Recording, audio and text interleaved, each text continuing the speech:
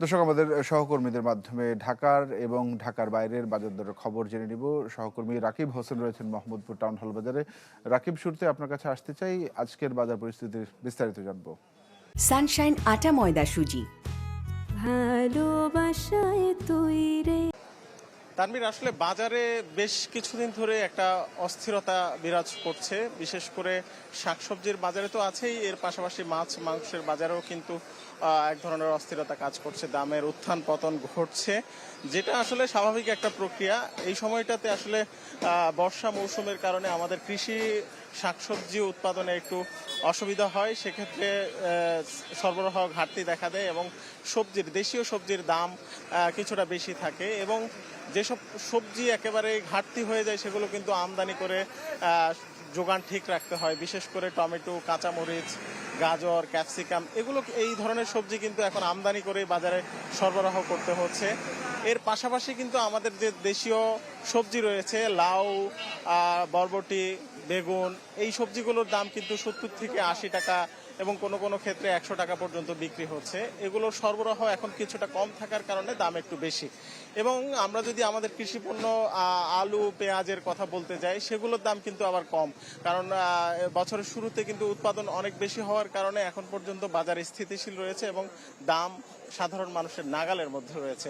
আমরা যদি মুদি পণ্যের দিকে তাকাই, মুদি পণ্যে আপনি যদি দেখেন যে আমদানি করে যেসব মুদি পণ্য আমরা আমাদের চাহিদা পূরণ করি, সেসব পণ্যে কিন্তু ডলারের দাম বাড়ার পাশাপাশি যে দাম বেড়েছে সেটা কিন্তু এখনো বাজারে স্থিতিশীল রয়েছে, অর্থাৎ উচ্চ একটা দাম বাজারে বিরাজ করছে মুদি পণ্যের ক্ষেত্রে। এবং মাংসের কথা যদি বলি, গরুর মাংস এখনো 750 থেকে 780 টাকা বিক্রি হচ্ছে। আমরা দেখেছি যে ব্রয়লার মুরগির দাম এবং ডিমের দাম এখন কিছুটা কম আছে। সব মিলিয়ে বলা যাচ্ছে বাজারে একটা অস্থির বা স্থিতিশীল দুই দিক থেকেই একটা পরিস্থিতি বিরাজ করছে। কেউ বলছেন ভালো, কেউ বলছেন খারাপ। এই ছিল পরিস্থিতি। ধন্যবাদ আপনাকে। দর্শক, আমরা হবিগঞ্জে আমাদের আরেক সহকর্মী রাসেল চৌধুরী রয়েছেন, তার কাছ থেকে সেখানকার বাজার দরের খবর জেনে নিব। রাসেল।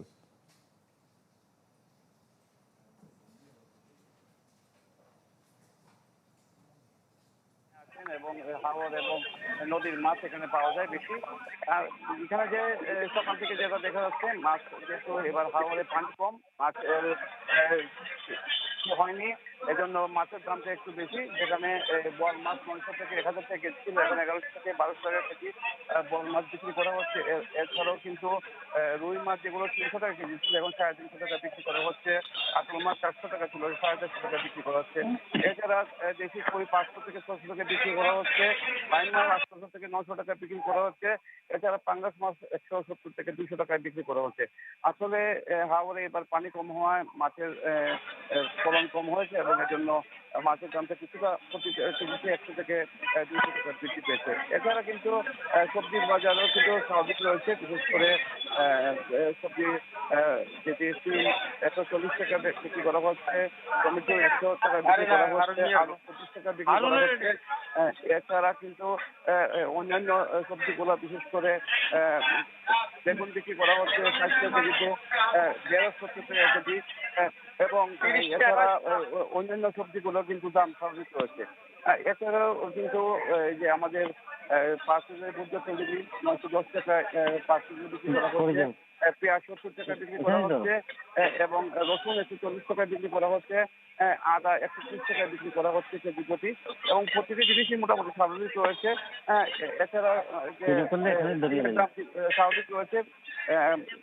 খালি মুরগির ডিম 45 টাকা এবং হাঁসের ডিম 65 টাকায় বিক্রি করা হচ্ছে। বেশি কক মুরগ যেটি ছিল, এটি সোনালী কক, এটি 280 থেকে 300 টাকা, এবং পোলট্রি মুরগি যেটি, এটি 150 থেকে 160 টাকা, এবং দেশি মুরগি 150। রাসেল, ধন্যবাদ আপনাকে আমাদের সঙ্গে যুক্ত হওয়ার জন্য। হবিগঞ্জ থেকে জানাচ্ছিল রাসেল চৌধুরী। ফেনীতে রয়েছেন সহকর্মী দিলদার হোসেন স্বপন। স্বপন, ফেনীর বাজার দরের খবর জানবো। হ্যাঁ তানভীর, আপনি যেমনটি বলেছেন ফেনীর বাজার দর, আসলে আমি এখন রয়েছি খাজা আহমদ পৌর তরকারি আড়ত। এখান থেকে আসলে পুরো সহস্র আশপাশের এই কয়েকটি উপজেলার এই যে সবজি বাজারটা নিয়ন্ত্রণ হয়ে থাকে। এখানে টাকা ভোর থেকে শুরু করে দিনভর বেচা কিনা চলে। তবে এখানে আজকে আমরা যেটা জানতে পেরেছি, গত কয়েকদিনই বৃষ্টিপাতের কারণে কিছু কিছু সবজির দাম বেড়েছে, কিন্তু পাশাপাশি আবার কিছু সবজির দাম স্বাভাবিক রয়েছে। এই কাঁচামরিচ আমরা 180 থেকে 200 টাকা বিক্রি ঘুরতে দেখেছি। পাশাপাশি যে লাউ বিক্রি করছেন প্রতি পিস 30 টাকা করে, বরবটি বিক্রি করা হচ্ছে 50 টাকা, এবং বেগুন 50 টাকা বিক্রি করা হচ্ছে। আলু বিক্রি করা হচ্ছে, খোঁজ দিলাম তারা বলছেন 2-3 ধরনের আলু রয়েছে, 13 থেকে 15 টাকার মধ্যে আলু বিক্রি করা হচ্ছে। সব মিলিয়ে এখানে যে সবজির বাজারে মোটামুটি ক্রয় সীমার মধ্যে রয়েছে 2-1টি সবজি ছাড়া।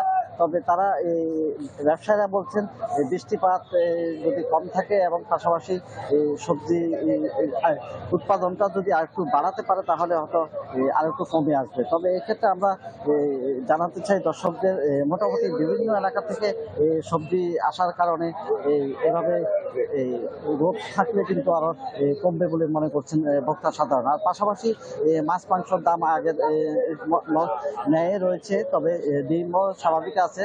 তবে ইলিশ মাছের দামটা একটু বেশি, মাছের বাজারটা স্বাভাবিক আছে। তবে ইলিশ মাছ যদি একটু সরকার কমাতে পারে তাহলে সেক্ষেত্রে হয়তো ইলিশ মাছের ভোক্তা সাধারণরা খেতে পারবে। আর সব মিলিয়ে পাশাপাশি যে মনিটরিংটা রয়েছে, মনিটরিংটা একটু জোরদার করতে হবে, তাহলে আরো কমে আসবে। এই ছিল আমার সর্বশেষ।